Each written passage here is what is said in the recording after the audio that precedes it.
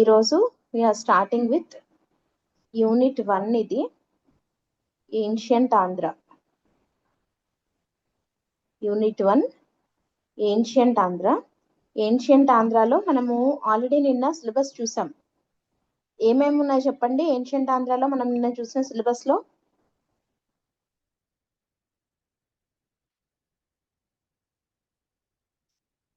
నిన్న మీకు సిలబస్ చెప్పాను కదా, ఏన్షియంట్ ఆంధ్ర అంటే ఏమేమి వస్తాయి?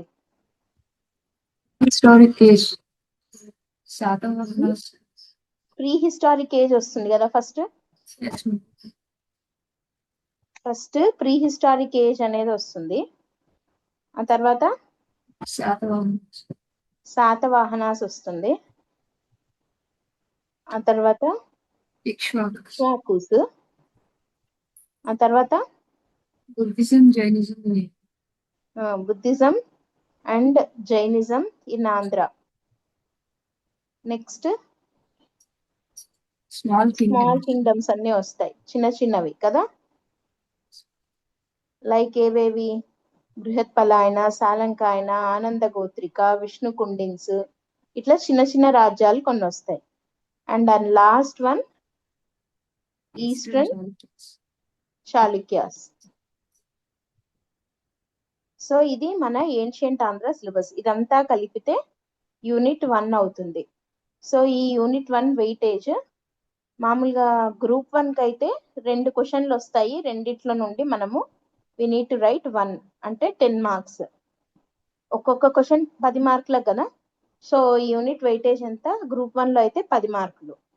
దాంట్లో మనకి ఇప్పటి వరకు గ్రూప్ 1 మెయిన్స్ లో ఎప్పుడైనా అడిగిన చాప్టర్స్ ఏవి అంటే శాతవాహనాస్ అడిగారు, ఈస్టర్న్ చాళుక్యాస్ అడిగారు, చాలా రేర్ గా Buddhism and Jainism in Andhra మీద అడిగారు. అంతేగాని మిగతావి ఎప్పుడు అడగలేదు.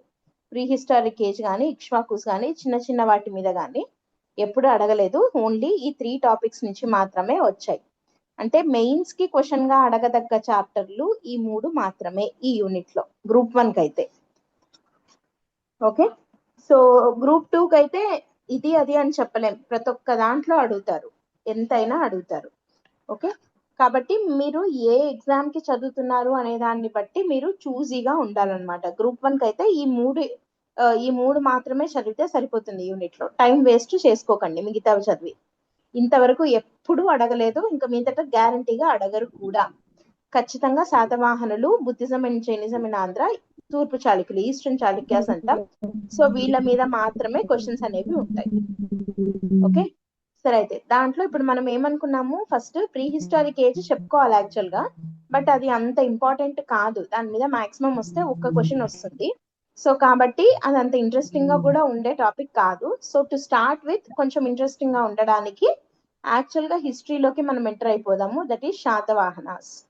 ఓకే, ఆంధ్రప్రదేశ్ హిస్టరీ అనేది స్టార్ట్ అయ్యేది ఎవరితోటి అంటే శాతవాహనులతోటి.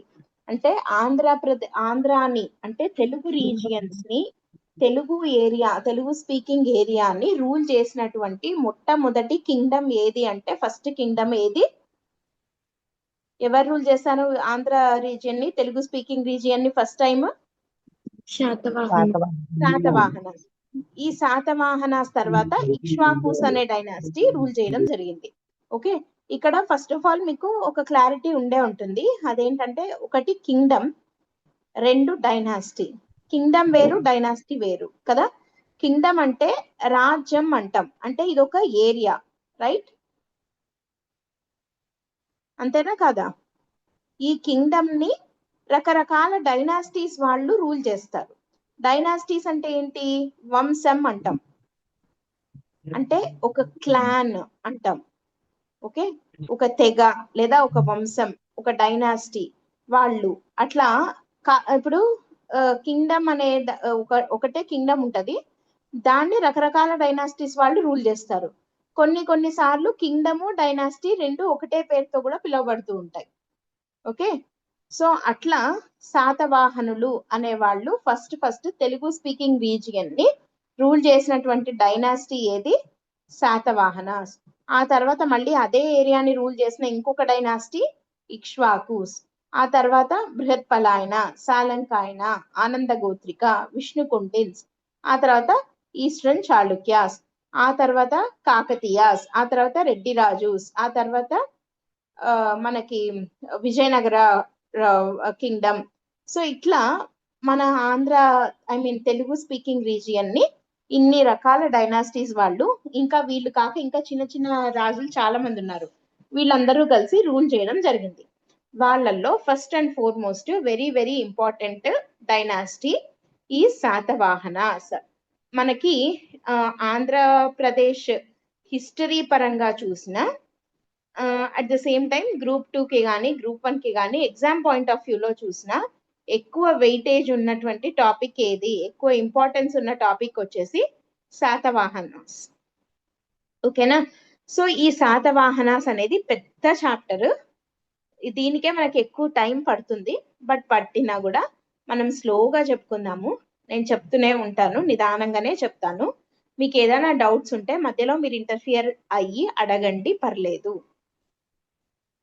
ఒకవేళ స్పీడ్ గా చెప్తున్నా నాకు చెప్పండి, స్పీడ్ గా వెళ్తున్నారు కొంచెం స్లో డౌన్ చేయండి, లేదా స్లో అనిపించినా కూడా చెప్పండి, పర్లేదు. ఓకే, బట్ క్వశ్చన్స్ అడుగుతాను మధ్య మధ్యలో, మీరు ఆన్సర్స్ మాత్రం చెప్తూ ఉంటే I can get to know that మీకు అర్థమైందా కాలేదా అని. ఓకే, క్లియరా? ఆఫ్లైన్ అయితే నాకు మీరు ఎదురుగా కనపడుతుంటారు, మిమ్మల్ని చూస్తే నాకు తెలుస్తుంది మీకు అర్థమైందా పాయింట్ అవ్వలేదా అని.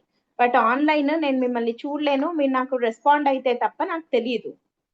పర్టికులర్ గా హిస్టరీ మీరు రెస్పాండ్ అవుతూ ఉంటేనే నాకైనా బాగుంటుంది, మీకైనా బాగుంటుంది, లేకపోతే బోరింగ్ గా అనిపిస్తుంది. కొంచెం ఇంటరాక్టివ్ గా ఉండడానికి ట్రై చేయండి. ఓకే, అండ్ మోర్ ఓవర్ ఇట్లా మనం మాట్లాడుకున్నాం అనుకోండి, ఏదైనా లైక్ క్వశ్చన్స్ నేను అడిగాను మీరు చెప్పారు, దాని మీద ఏదైనా డిస్కషన్ లాగా జరిగితే మీకు అది బ్రెయిన్ లో రిజిస్టర్ అయిపోతుంది. రేపు ఎగ్జామ్ లో ఆ క్వశ్చన్ వచ్చినా కూడా మీకు ఈ డిస్కషన్ గుర్తొచ్చి వెంటనే కరెక్ట్ గా ఆన్సర్ చేయగలుగుతారు. ఓకే, సో ప్లీజ్ నేను మళ్ళీ మళ్ళీ చెప్తున్నాను, మోర్ ఇంటరాక్టివ్ గా ఉండడానికి ట్రై చేయండి క్లాస్ లో. Okay, so we're starting Satavahanas. అయితే ఈ రోజు ఏంటంటే శాతవాహనాస్ గురించిన ఇంట్రొడక్షన్ అండ్ వాళ్ళ ఈ డైనాసిటీకి సంబంధించి కొన్ని ఇంపార్టెంట్ ఫ్యాక్ట్స్ గురించి మనం డిస్కస్ చేద్దాం. ఓకే, అసలు యాక్చువల్ గా శాతవాహనాస్ అంటున్నాం కదా, ఈ శాతవాహనాస్ అనేవాళ్ళు ఎవరు, శాతవాహనులు అనేవాళ్ళు ఎవరు వీళ్ళు యాక్చువల్ గా అంటే, మీకు ఇండియన్ హిస్టరీ ఐడియా ఉందా? ఇండియన్ హిస్టరీ చదువున్నారా? ఐడియా ఉందా లేదా? లేకపోతే లేదని చెప్పండి, చెప్పుకుందాం అంటే ఇప్పుడు నేను ఇండియన్ హిస్టరీ అంతా చెప్పను, ఎంత ఇప్పుడు మనకి ఎంత కావాలో అంత చెప్తాను. ఐడియా ఉందా లేదా? సరే, ఇప్పుడు పోనీ ఇండియన్ హిస్టరీలో సిలబస్ ఐడియా ఉందా? ఏన్షియంట్ ఇండియాలో సిలబస్ చెప్పండి ఏముంటుందో. ఫస్ట్ ఇండస్ వ్యాలీ సివిలైజేషన్ ఉంటుందా? ఆ తర్వాత వేదిక్ ఏజ్ అని ఉంటుందా? ఆ తర్వాత మహాజనపదాస్ అని ఉంటాయా?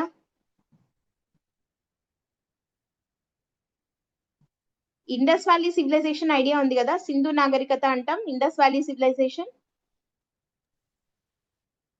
హరప్ప, మొహెంజోదారో, ఇవన్నీ వినుంటారు కదా అట్లీస్ట్, చదవకపోయినా. Yes or no? మరి ఇండస్ వ్యాలీ సివిలైజేషన్ దీని ఎండింగ్ లో వేదిక్ సివిలైజేషన్ మొదలైంది. అంటే మనకు వేదాసు, ఉపనిషత్స్, ఆరణ్యకాసు, బ్రాహ్మణాసు అంటాం కదా, అది స్టార్ట్ అయింది ఇక్కడ వేదిక్ ఏజ్ లో. ఈ వేదిక్ ఏజ్ ఎండింగ్ లో ఏమైంది అని అంటే ఐరన్ వాస్ ఇన్వెంటెడ్, ఐరన్ ని కనిపెట్టారు. ఐరన్ ని యూజ్ చేయడం అనేది ఈ వేదిక్ ఏజ్ లో నేర్చుకున్నారు. Iron was used to make what? Weapons, ఆయుధాలు తయారు చేయడానికి. వెపన్ మేకింగ్ లో ఐరన్ ని యూజ్ చేయడం స్టార్ట్ అయిండేది వేదిక్ ఏజ్ ఎండింగ్ లో.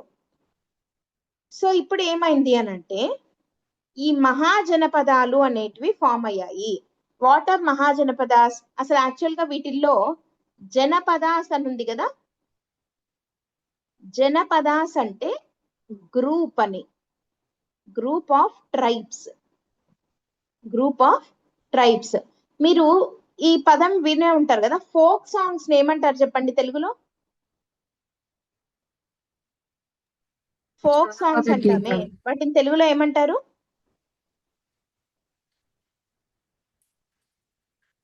వినలేదా ఇప్పుడు ఫోక్ సాంగ్ అని? జానపద గీతాలు అంటారు కదా, జానపద గీతాలు అని అంటున్నాం. అంటే ఏంటది? జనపదులు పాడేవి అని. జనపదులు అంటారు. జనపదులు అంటే ట్రైబల్ పీపుల్ అని. ఓకే, జనపదులు అంటే ట్రైబ్స్, ట్రైబల్ ఏరియాస్ లో ఉంటారు కదా, వాళ్ళని జనపదులు అంటారనమాట. ఈ జనపదుల యొక్క గ్రూపే జనపదాస్. జనపద అంటారు. అంటే ఒక్కొక్క జనపద అంటే కొంతమంది ట్రైబల్ గ్రూప్ అంతా కలిపితే ఒక జనపద అవుతుంది. అంటే ఒక 200 మంది ట్రైబల్ పీపుల్ ఒక ఊర్లాగా, ఒక గూడెం లాగా, ఒక చోట ఉన్నారనుకోండి, అది ఒక జనపద. ఓకే, ఇట్లా కొన్ని వేల జనపదాలు ఫామ్ అయ్యాయి. ఎవరంతా వాళ్ళు ఒక జనపద లాగా ఉండడం అట్లా. సో ఇట్లాంటి జనపదాస్ ఏం చేశాయి అని అంటే, ఈ ఐరన్ వచ్చిన తర్వాత వాళ్ళకి చేతిలోకి వెపన్స్ వచ్చాయి మేడ్ అవుట్ ఆఫ్ ఐరన్. అంతవరకు ఏంటి? స్టోన్స్ తోటి తయారు చేసిన వెపన్సే కదా వీళ్ళకు ఉన్నాయి. దీనికన్నా ఐబీసీ కన్నా ముందు మనకి ప్రీ హిస్టారిక్ ఏజ్ ఉంది ఇండియన్ హిస్టరీలో కూడా. అక్కడ మనము paleolithic age, mesolithic age, neolithic age అని అంటాం. దీంట్లో మాటికి ఏమంటున్నాం? లిథిక్ అంటున్నామే, లిత్ అని. లిత్ అంటే స్టోన్ అని. లిత్ అంటే స్టోన్ అని. పాలియోలిథిక్ అంటే ఓల్డ్ స్టోన్ ఏజ్. మెసోలిథిక్ అంటే మిడిల్ స్టోన్ ఏజ్. నియోలిథిక్ అంటే న్యూ స్టోన్ ఏజ్. అంటే మొత్తం స్టోన్ ఏజెస్ అవి. ఓకే, సో రాతి యుగం అంటాం తెలుగులో దాన్ని. ఆ స్టోన్ ఏజ్ లో they use weapons made out of stone అన్నమాట. కానీ ఇక్కడికి వచ్చేసరికి ఐరన్ దొరికింది, ఐరన్ తో వెపన్స్ వచ్చాయి. సో ఇప్పుడు ఈ వెపన్స్ ని యూజ్ చేసి వీళ్ళు ఏం చేస్తున్నారు? ఈ జనపదాస్ ఒకరి మీద ఇంకొకరి కంట్రోల్ తెచ్చుకోవాలి అనే కోరిక మొదలైండేది ఈ టైంలోనే. అంటే ఒక రాజ్యం ఇప్పుడు జరుగుతున్నదే ఆల్మోస్ట్ మనకి. ఇప్పుడు వరల్డ్ వార్ ఏం జరుగుతుంది ఇక్కడ? ఇప్పుడు మనకి ఇజ్రాయిల్, ఇరాన్, అమెరికా మధ్య యుద్ధం దేనికి? రిసోర్సెస్ కోసమే కదా, అవునా కాదా? అవునా కాదా? ఎస్సా నోనా? టైమింగ్ ప్రాపర్ గా లేదా? 2 o'clock కి పెట్టుకున్నాను హిస్టరీ, నిద్ర వస్తుందా?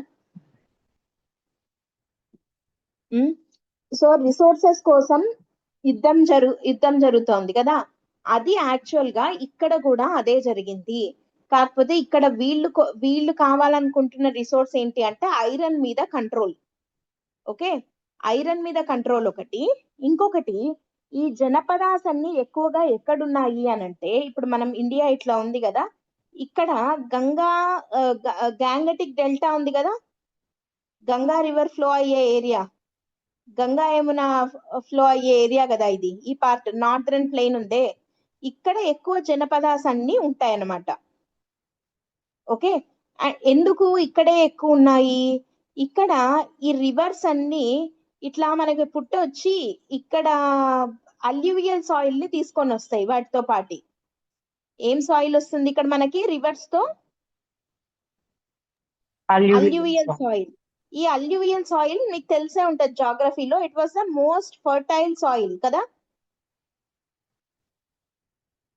సో ఫర్టైల్ సాయిల్ కాబట్టి అగ్రికల్చర్ బాగా పండుతుంది అండ్ ఐరన్ అవైలబిలిటీ ఉంది.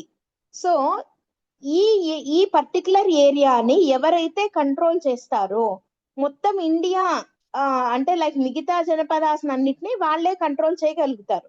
సో ఆబ్వియస్లీ దానికోసం అని చెప్పి యుద్ధాలు చేసుకుంటారు. కరెక్టేనా కాదా? రిసోర్సెస్ కోసం, అవునా కాదా?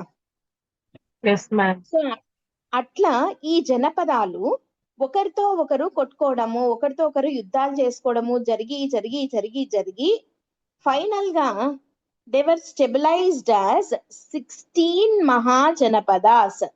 మొత్తం జనపదాలన్నీ పోయి ఒకదాంతో ఒకటి కలిసిపోయి ఎన్ని మహాజనపదాలుగా కన్సాలిడేట్ అయ్యాయి?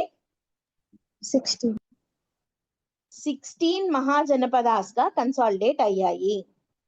ఓకే, అవుట్ ఆఫ్ దీస్ 16 ఇక్కడ ఒక క్వశ్చన్ అడిగారు ప్రీవియస్ గా, ఏంటి అని అంటే అవుట్ ఆఫ్ టోటల్ 16 మహాజనపదాస్ మనకి ఫస్ట్ థింగ్ మీకు ఒకటి ఐడియా ఉందా?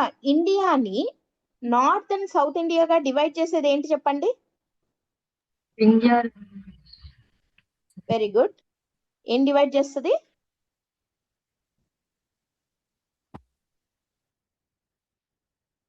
చెప్పండి, పర్లేదు. ఏం డివైడ్ చేస్తుంది?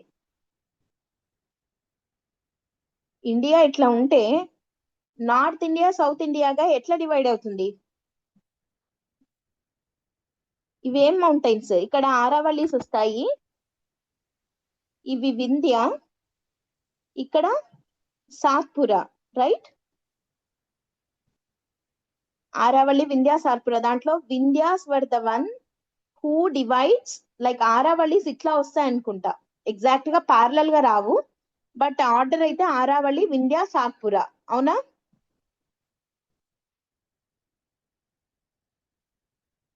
అవునా కాదా? Yes ma'am.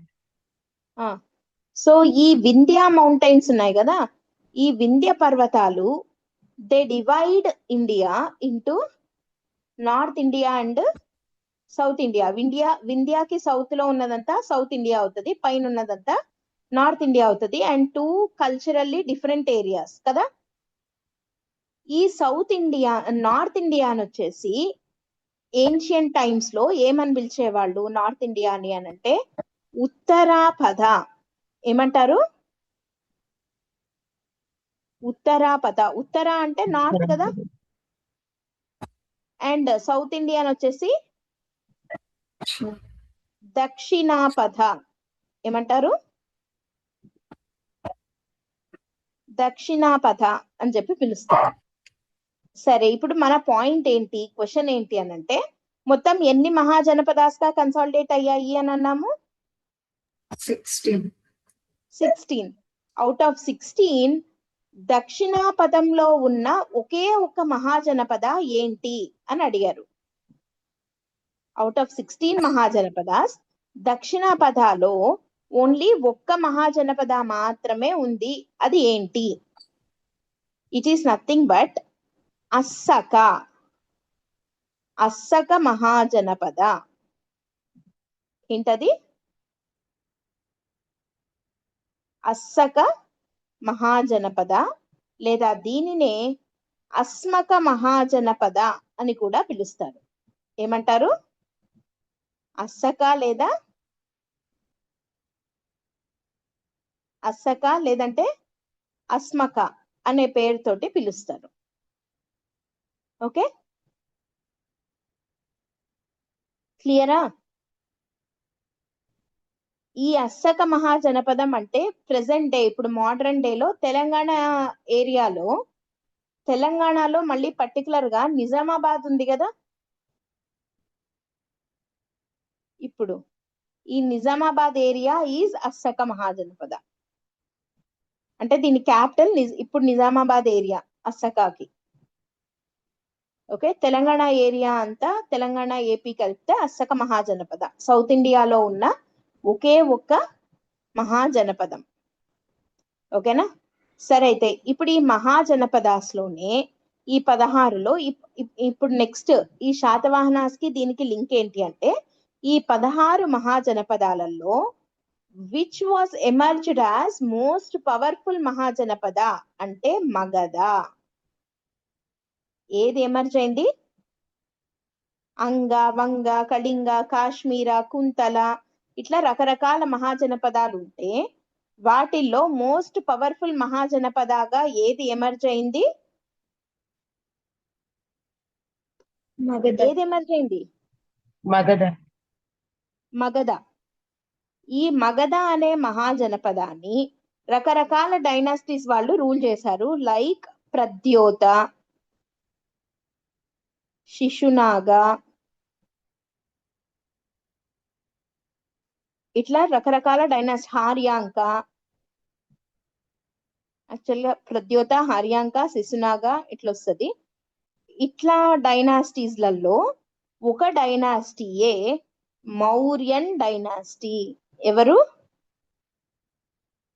మౌర్యన్స్. మౌర్యులు మగధాని రూల్ చేసిన డైనాసిటీ. మౌర్యన్ కింగ్డమ్ అంటాం, కానీ మౌర్య అనేది ఒక డైనాసిటీ పేరు, మగధ అనేది సామ్రాజ్యం పేరు.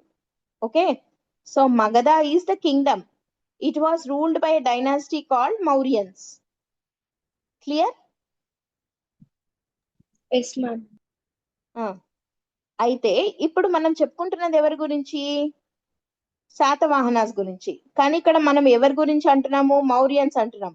మరి what is the link between Mauryans and Satavahanas అంటే, ఈ శాతవాహనాస్ మౌర్యన్స్ కి ఫ్యూడేటరీస్. ఎవరు? Feudatories to Mauryans. శాతవాహనులు మౌర్యులకి ఏమవుతారు? ఫ్యూడేటరీస్. ఫ్యూడేటరీస్. ఫ్యూడేటరీ అంటే ఏంటి అని అంటే, ఇప్పుడు ఒక రాజు ఉంటాడు, ఆయన యుద్ధాలు చేస్తాడు, చాలా రాజ్యాలు ఆక్యుపై చేసుకుంటూ వెళ్తాడు. వెళ్ళిన ప్రతి చోట ఆయన్నే రూల్ చేయగలుగుతాడా? చేయలేడు. సో ఆయన తరపున ఎవరినైనా అపాయింట్ చేసి వెళ్తాడు కదా, వెళ్తాడా వెళ్ళడా? అట్లాంటి వాళ్ళని ఫ్యూడేటరీస్ అని అంటారు. ఫ్యూడేటరీ అంటే ఎగ్జాక్ట్ గా తెలుగు వర్డ్ చెప్పాలి అంటే సామంత రాజులు అంటారు చూడండి, సామంతులు అని అంటారే, వాళ్ళని ఫ్యూడేటరీస్ అని అంటారు. ఏమంటారు? ఫ్యూడేటరీస్, సామంతులు. సో శాతవాహనులు యాక్చువల్ గా ఎవరు? మౌర్యుల దగ్గర సామంతులుగా ఉండేవాళ్ళు.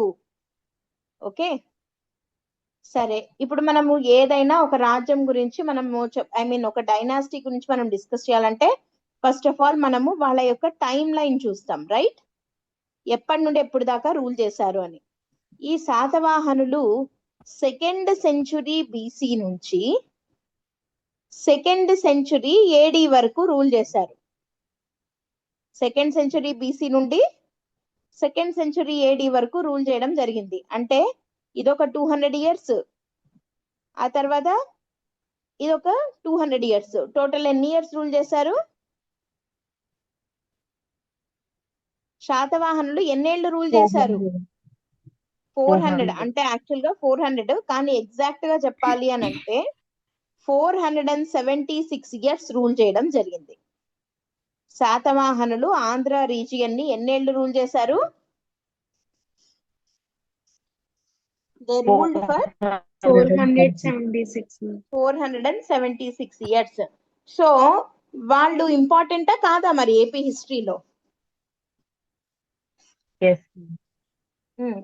మరి వీళ్ళు మౌర్యన్స్ కి ఫ్యూడేటరీస్ అన్నామే, మరి వీళ్ళు ఒక సపరేట్ ఇండిపెండెంట్ గా ఎప్పుడు ఎమర్జ్ అయ్యారు శాతవాహనులు? ఓకే, మౌర్యన్స్ కి ఫ్యూడేటరీస్ గా ఉన్న వీళ్ళు ఇండిపెండెంట్ ఎప్పుడయ్యారు అని అంటే, మౌర్యుల డౌన్ ఫాల్ తర్వాత మౌర్యన్ కింగ్డమ్ ని ఎవరు రూల్ చేయాలి అని అనుకుంటున్న టైంలో ఇక్కడ ఈ శాతవాహనులకు అగెయిన్స్ట్ గా శుంగ, కన్వ అనే కొంతమంది శాతవాహనాస్తో యుద్ధం చేయాల్సి వచ్చింది. శుంగ అనే వంశం వాళ్ళు, కన్వ అనే డైనాసిటీ వాళ్ళు కూడా శాతవాహనాస్ కి పోటీగా మౌర్యన్ డైనాసిటీని రూల్ చేయాలి అని చెప్పి అనుకున్నారు.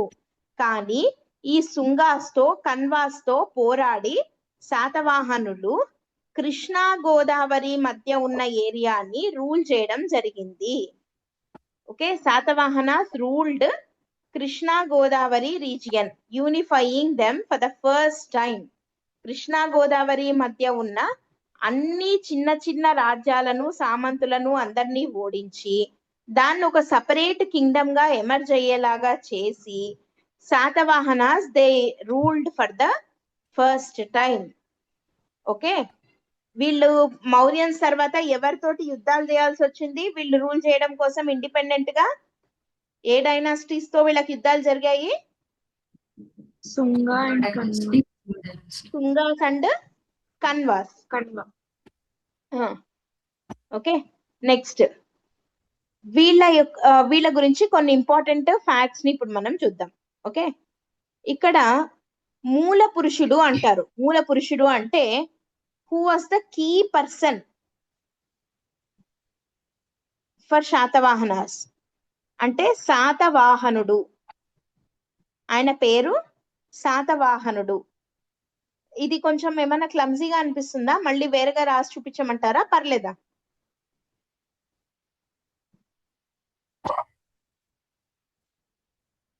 నోట్స్ ఇది ఓకేనా, లేకపోతే మళ్ళీ సపరేట్ గా రాయమంటారా?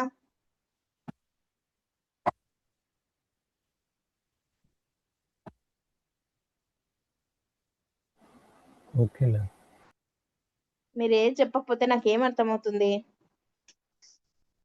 సపరేట్ గా రాయండి. ఆ,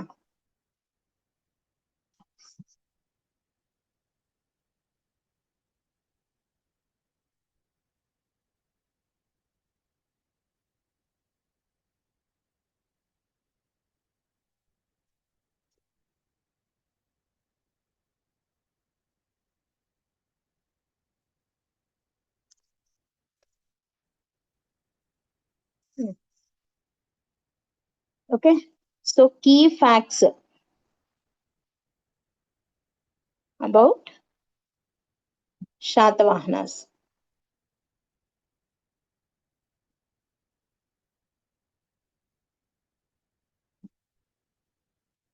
ఫస్ట్ వన్, కీ పర్సన్ ఎవరు. సెకండ్ వన్, ఫౌండర్ ఎవరు. థర్డ్ వన్, వీళ్ళ యొక్క క్యాపిటల్ సిటీస్ ఏంటి.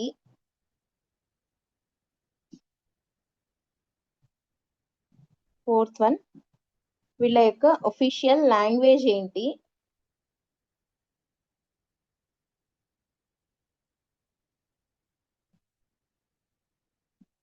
వీళ్ళ యొక్క ఒఫీషియల్ సింబల్, ఎంబ్లమ్ అంటాం కదా. ఇప్పుడు మనకి ఆ 3 సింహాలు ఉంటాయే, సారీ 4 సింహాలు ఉంటాయి కదా, మన ఎంబ్లమ్ ఉంటది కదా అది.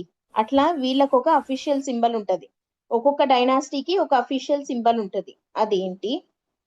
అండ్ తర్వాత అఫీషియల్ రిలీజియన్ ఏంటి, అంటే which religion did they follow or did they patronize. Next one, వీళ్ళ వీళ్ళ ఐ మీన్ శాతవాహనాస్ అందరిలోకి గ్రేటెస్ట్ కింగ్ ఎవరు.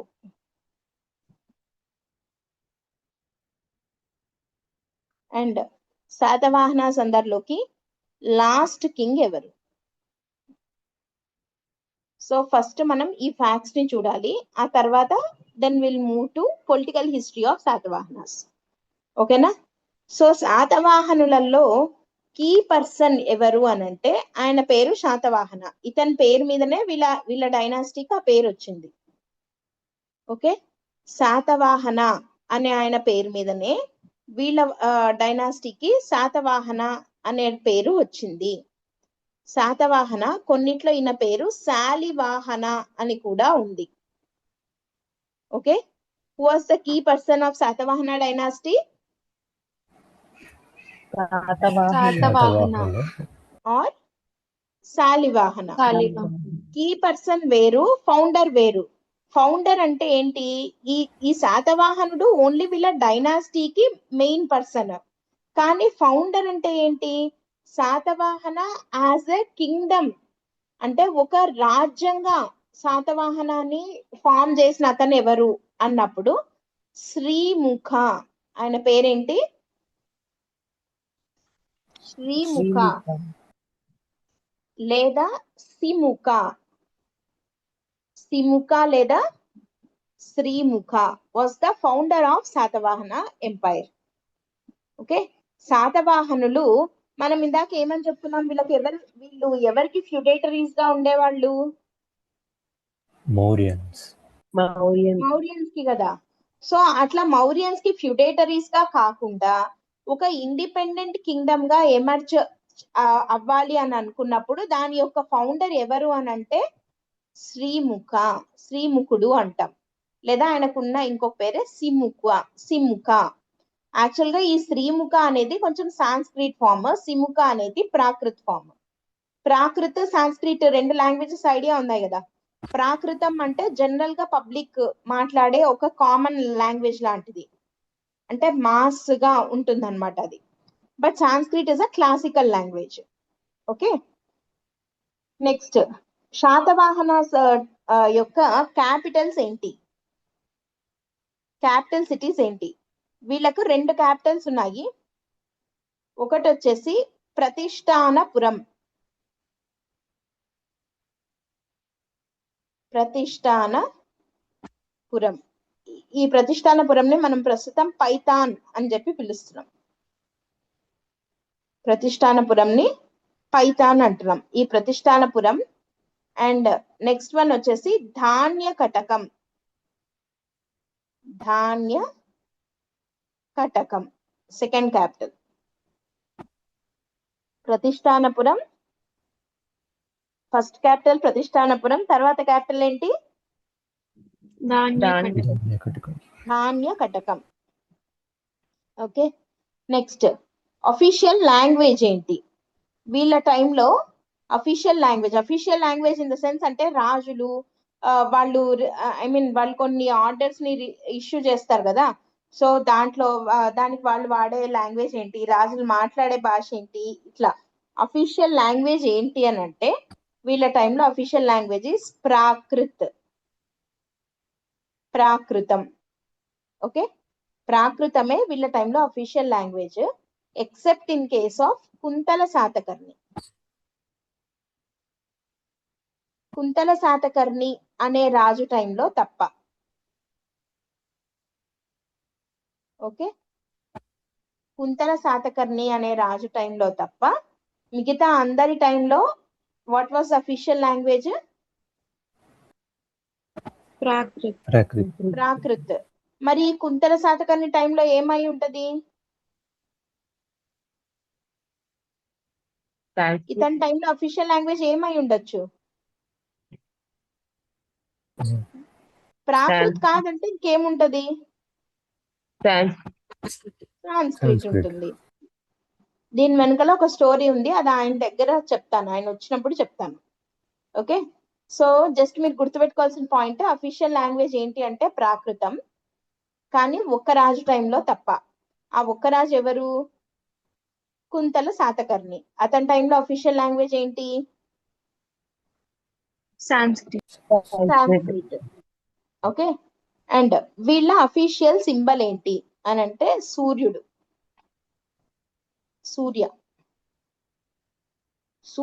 వీళ్ళ దానికి గుర్తు.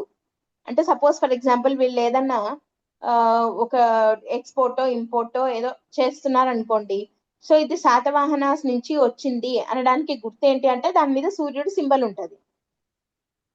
ఓకే, మనకి ఎంబ్లం లాగా నేషనల్ ఎంబ్లం ఉంది కదా, అట్లా అఫీషియల్ సింబల్ ఏంటి వీళ్ళకి? సూర్య. ఓకే, అఫీషియల్ రిలీజియన్ వచ్చేసి వైదిక మతం, వైదిక ఆర్ హిందూ అనొచ్చు. కానీ కొంతమంది జైన్ కూడా ఉన్నారు, కొంతమంది కాదు, ఒకరు. ఎవరు జైనిజం ఫాలో అయిన ఏకైక శాతవాహన కింగ్ అంటే దీని ఫౌండరే శ్రీముఖ ఉన్నాడు కదా, శ్రీముఖ వాజ్ జైన్. ఆ తర్వాత వాళ్ళందరూ వైదిక, అంటే వేదాల రిలేటెడ్ ఉన్న రిలీజియన్ అంటే హిందూ మతం ని ఫాలో అయ్యారు. ఓకే, క్లియరా? నెక్స్ట్ గ్రేటెస్ట్ కింగ్ వచ్చేసి గౌతమిపుత్ర శాతకర్ణి.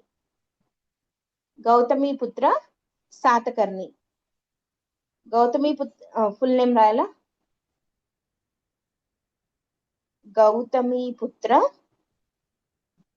శాతకర్ణి. ఆయన పేరు వాళ్ళ మదర్ పేరు గౌతమి, సో ఆయన వాళ్ళ మదర్ కి రెస్పెక్ట్ ఇస్తూ గౌతమిపుత్ర, నేను గౌతమిపుత్రుణ్ణి అని చెప్పుకున్నాడు అనమాట. గౌతమిపుత్ర శాతకర్ణి అతని పేరు. He was the greatest king among Satavahana rulers. Okay, ఈయన 23rd కింగ్. 1 సెకండ్ అండి. అండ్ లాస్ట్ కింగ్ వచ్చేసి Pulomavi 3. Last king Pulomavi 3.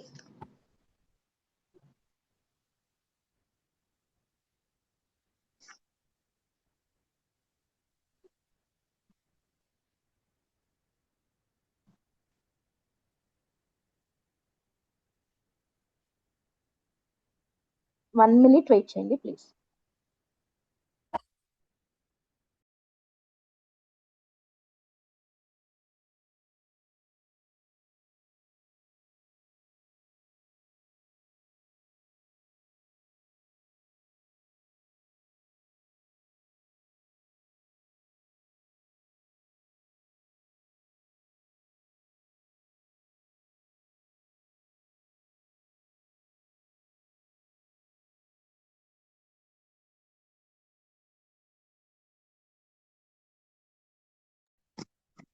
Sorry, ఒక్క 2 minutes వెయిట్ చేయగలుగుతారా? నేను ఇప్పుడే వస్తాను.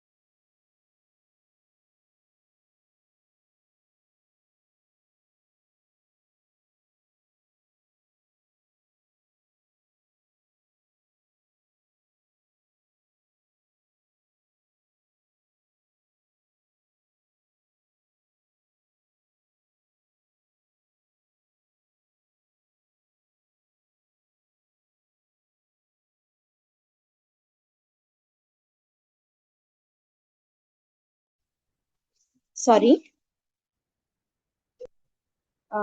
ఎక్కడున్నాం? గ్రేటెస్ట్ కింగ్ అయిపోయింది కదా.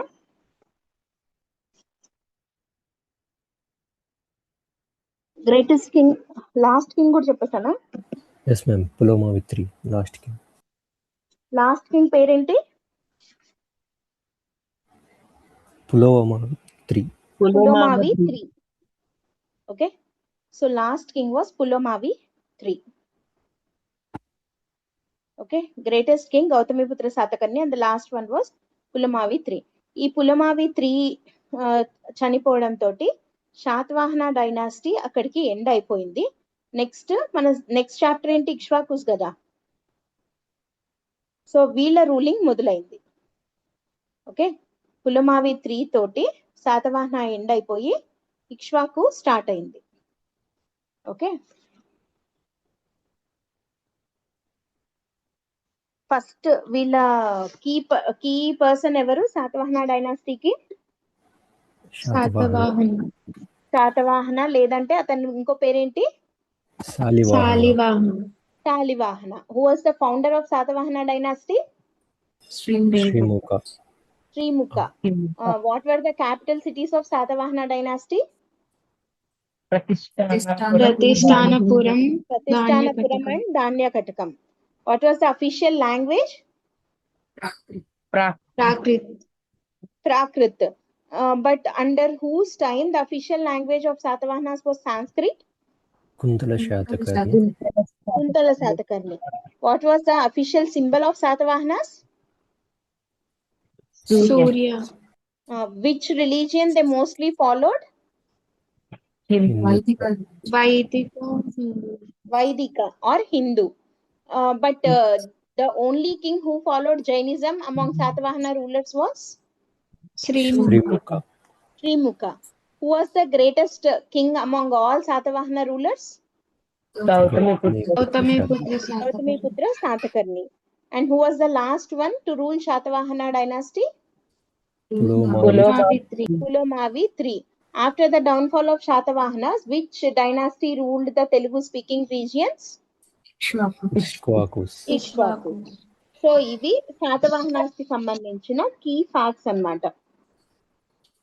ఓకే, సో ఇప్పుడు యాక్చువల్ గా ఏంటంటే మనము సిలబస్ ప్రకారం చూస్తే శాతవాహనాస్ అనే టాపిక్ లో మనం చదవాల్సిన కాన్సెప్ట్స్ ఏవేవి అని అంటే, ఒకటి పొలిటికల్ హిస్టరీ.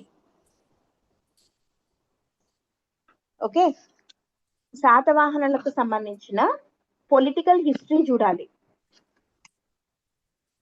ఓకే, పొలిటికల్ హిస్టరీతో పాటు ఏం చూడాలి?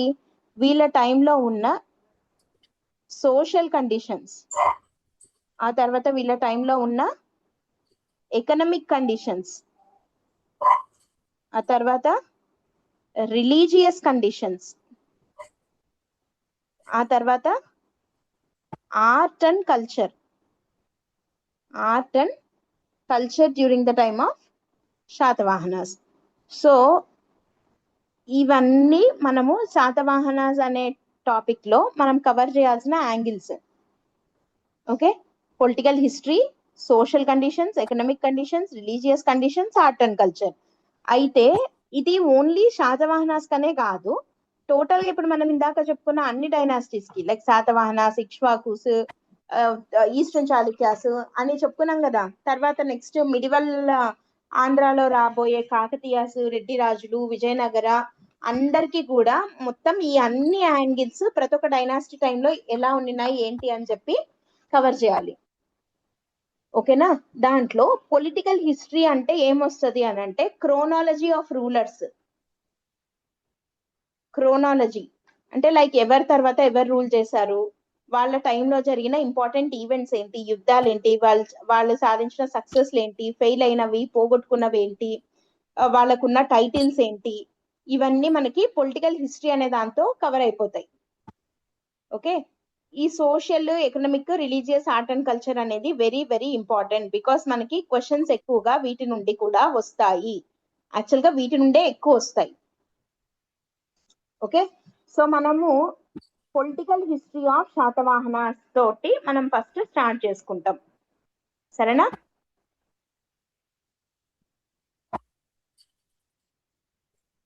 Okay, Yes, ma'am. Yes, ma'am.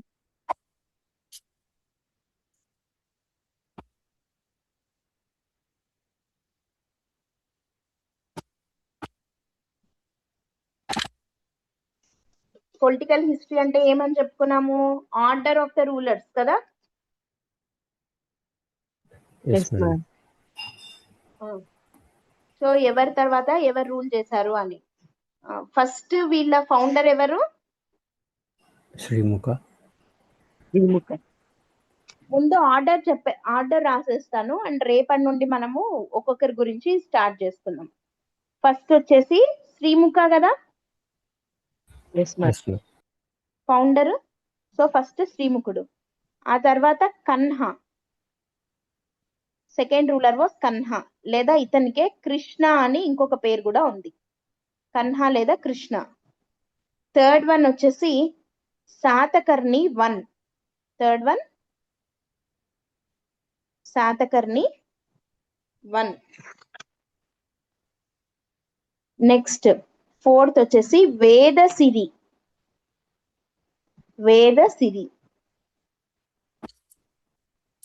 Okay. Next 5th one వచ్చేసి శాతకర్ణి 2.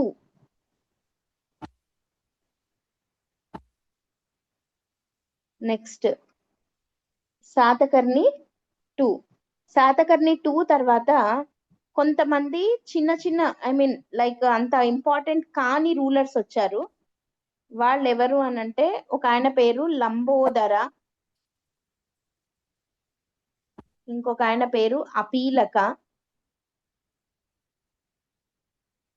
అని వీళ్ళిద్దరు వచ్చారు. లంబోదర, అపీలక. ఆ తర్వాత మేఘస్వాతి,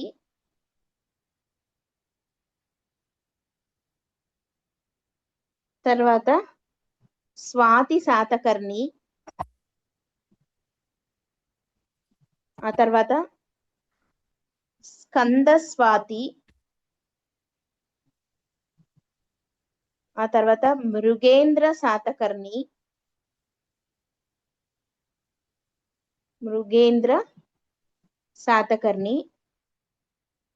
ఇప్పుడు ఎంతమంది అయ్యారు చెప్పండి? Lambodara 6th, Apilaka 7th, Meghaswati 8th, Swati Satakarni 9th, Skanda Swati 10th, Mrigendra Satakarni 11th. Next 12th వచ్చేసి 12th was Hima Satakarni.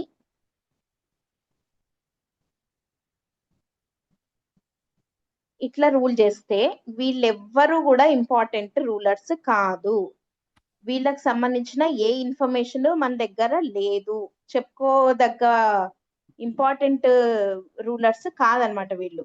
So వీళ్ళందరి గురించి వదిలేయచ్చు. శాతకర్ణి 2 తర్వాత we will jump to 13th king. 13th king అంటే ఎవరో కాదు, మనం ఇందాక ఒకటి చెప్పుకున్నాం, ఎవరి టైంలో అఫీషియల్ లాంగ్వేజ్ వాజ్ సాంస్క్రిట్ అని.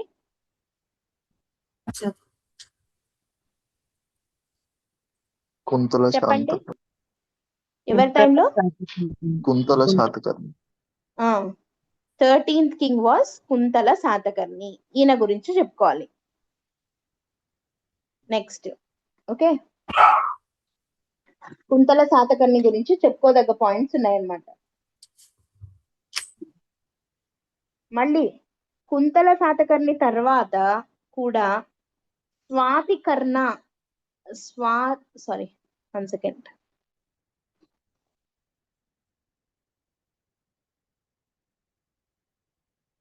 స్వాతికర్ణి లేదా స్వాతికర్ణ అని ఒక రూలర్ వచ్చాడు. ఆయన అంత ఇంపార్టెంట్ కాదు, 14th అతను. నెక్స్ట్ 15th రూలర్ వాస్ కొంతవరకు ఇంపార్టెంట్. ఈయన పేరు పులోమావి 1. మనం లాస్ట్ రూలర్ పేరు ఏమని చెప్పుకున్నాం? పులమావి 3 కదా, అంటే పులమావి 1, పులమావి 2 ఉండిండాలి కదా. వాళ్ళల్లో Pulamavi 1 was 15th ruler. Okay, Pulamavi 1 15th ruler. ఆ తర్వాత నెక్స్ట్ అతను గౌరవ కృష్ణ.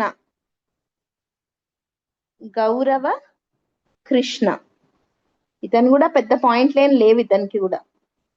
గౌరవ Krishna was 16th ruler. 17th is very very very important king. 17th రాజు పేరు చాలా ఇంపార్టెంట్, హాల. అతని పేరేంటి? హాల. ఓకే, నెక్స్ట్ హాల తర్వాత మళ్ళీ చిన్న చిన్న వాళ్ళు చాలా మంది వచ్చారు. లైక్ వాళ్ళ పేర్లు వచ్చేసి మీకు ఊరికే తెలియడం కోసం చెప్తున్నా, వీళ్ళు అస్సలు ఇంపార్టెంట్ కాదు. మాండులక, పురేంద్రసేన, సుందర శాతకర్ణి, చకోర శాతకర్ణి. 18th మాండులక, 19th పురేంద్ర సేన, 20th సుందర శాతకర్ణి, 21st చకోర శాతకర్ణి, 22nd కూడా పెద్ద ఇంపార్టెంట్ ఏం కాదు, Sivaswati. 22nd was Sivaswati. He was important only for one reason. ఏంటా రీజన్ అంటే 23rd కింగ్ ఎవరు అంటే గౌతమిపుత్ర శాతకర్ణి. ఎవరు 23rd రూలర్? గౌతమిపుత్ర శాతకర్ణి. ఈ శివస్వాతి ఎందుకు ఇంపార్టెంట్ అంటే గౌతమిపుత్ర శాతకర్ణి వాళ్ళ ఫాదర్ కాబట్టి. ఓకే, శివస్వాతి అనే ఆయనకి గౌతమీదేవికి పుట్టినవాడు Gautamiputra Satakarni and he was the 23rd king. ఈయన గ్రేటెస్ట్ అని అన్నాము, చాలా ఇంపార్టెంట్. ఓకేనా, క్లియరా? నెక్స్ట్ గౌతమిపుత్ర శాతకర్ణి తర్వాత ఈయన ఏమని పేరు పెట్టుకున్నాడు? అతని పేరుని 23rd రాజు పేరేంటి? 23rd కింగ్ పేరేంటమ్మా?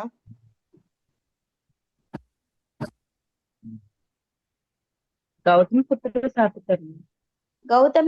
శాతకర్ణి. ఎందుకని పెట్టుకున్నాడు అట్లా పేరుని? వాళ్ళ మదర్ ని రెస్పెక్ట్ చేయడానికి కదా. నెక్స్ట్ ఈ గౌతమిపుత్ర శాతకర్ణి కొడుకే కదా రాజు అవుతాడు. అతను కూడా వాళ్ళ అమ్మని రెస్పెక్ట్ చేయడం కోసం అని చెప్పి వాళ్ళ మదర్ పేరు మీదనే అతని పేరుని పెట్టుకోవడం జరిగింది. ఓకే, గౌతమిపుత్ర శాతకర్ణి తర్వాత ఇతని కొడుకు Vasishthiputra Pulomavi. One second, spelling.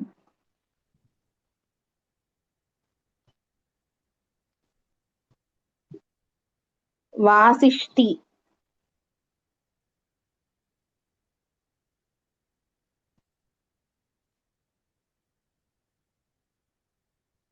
Vasishthiputra Pulomavi అంటే గౌతమిపుత్ర శాతకర్ణి వైఫ్ పేరు వాసిష్ఠి. ఓకే, వాళ్ళ అమ్మ పేరు మీద వాసిష్ఠీపుత్ర అని పెట్టుకున్నాడు పులోమావి. ఓకే, సో యాక్చువల్ గా అతని పేరు పులోమావి, వాళ్ళ మదర్ పేరు లాగా వాసిష్ఠీపుత్ర పులోమావి అని పెట్టుకున్నాడు. Or he is simply known as Pulomavi 2. Pulomavi 2. ఇందాక పులోమావి 1 చూసాం కదా, ఇతను పులోమావి 2. ఓకే, క్లియరా కాదా? వాసిష్ఠీపుత్ర పులోమావి తర్వాత గౌతమిపుత్ర శాతకర్ణి వాళ్ళ సెకండ్ సన్ రూల్ చేశాడు. ఫస్ట్ వాడు వాసిష్ఠీపుత్ర పులోమావి, ఇతని తర్వాత అతని అన్న తర్వాత తమ్ముడు రూల్ చేశాడు. అతని పేరు మళ్ళీ వాళ్ళ అమ్మ పేరే రావాలి కదా, వాసిష్ఠీపుత్ర శాతకర్ణి. వాసిష్ఠీపుత్ర శాతకర్ణి. వాసిష్ఠీపుత్ర పులోమావి అంటే పెద్ద కొడుకు, Vasishthiputra Satakarni second son of Gautamiputra Satakarni. ఈ వాసిష్ఠీపుత్ర శాతకర్ణికి కూడా ఇంకో పేరుంది, అది శివశ్రీ శాతకర్ణి. ఏం పేరు? Sivasri Satakarni. Sivasri Satakarni or Vasishthiputra Satakarni was the 25th ruler of Satavahana dynasty and second son of ఎవరు రెండో కొడుకు? Gautamiputra Satakarni. Next 26th ruler Sivaskanda Satakarni. ఇతనంత ఇంపార్టెంట్ కాదు. Sivaskanda Satakarni, he was not that important. 27th మళ్ళీ వెరీ వెరీ వెరీ ఇంపార్టెంట్. అతని పేరు యజ్ఞశ్రీ శాతకర్ణి. యజ్ఞశ్రీ శాతకర్ణి. ఏం పేరు? Yajnasri Satakarni. Yajnasri Satakarni. Okay, next 28th king పేరు Vijayasri Satakarni. Vijayasri Satakarni was 28th king. Okay, 29th చండశ్రీ.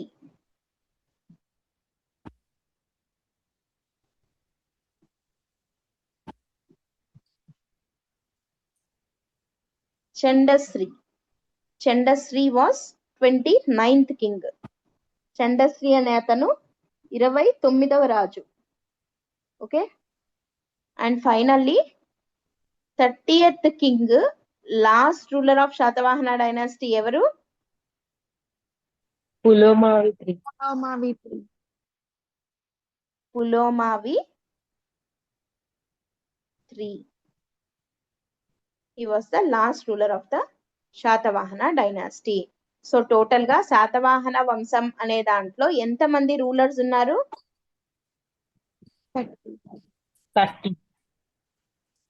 30 మంది రూల్ చేయడం జరిగింది. 30 మంది రాజులు ఎన్నేళ్ల పాటు రూల్ చేశారు? 476 ఇయర్స్ రూల్ చేయడం జరిగింది. Out of all these greatest first king ఎవరు? ఫౌండర్ ఎవరు? శ్రీముఖ ఫస్ట్. అండ్ ఇక్కడే let me tell you one more thing. Srimukha first greatest ఎవరు? గ్రేటెస్ట్ ఎవరు? Gautamiputra Satakarni was greatest. Last ఎవరు? పులోమావి III. చూడండి, ఫస్ట్ వచ్చేసి శ్రీముఖ, గ్రేటెస్ట్ వచ్చేసి గౌతమిపుత్ర శాతకర్ణి, లాస్ట్ వచ్చేసి పులోమావి III. అయితే ఇక్కడ ఎక్కువ నెంబర్ ఆఫ్ ఇయర్స్ రూల్ చేసింది ఎవరు అనేది కూడా చూద్దాం. ఇక్కడే highest number of years rule చేసిన రాజు శాతకర్ణి II. ఇక్కడ ఉన్న 5th వన్. ఎక్కువ సంవత్సరాలు రూల్ చేసినటువంటి రాజు ఎవరు అంటే శాతకర్ణి II. ఫస్ట్ ఎవరు? శ్రీముఖ. గ్రేటెస్ట్ ఎవరు? గౌతమిపుత్ర శాతకర్ణి. లాస్ట్ ఎవరు? Pulamavi III. Highest number of years rule చేసిన రాజు ఎవరు అంటే శాతకర్ణి II. ఓకే, క్లియరా?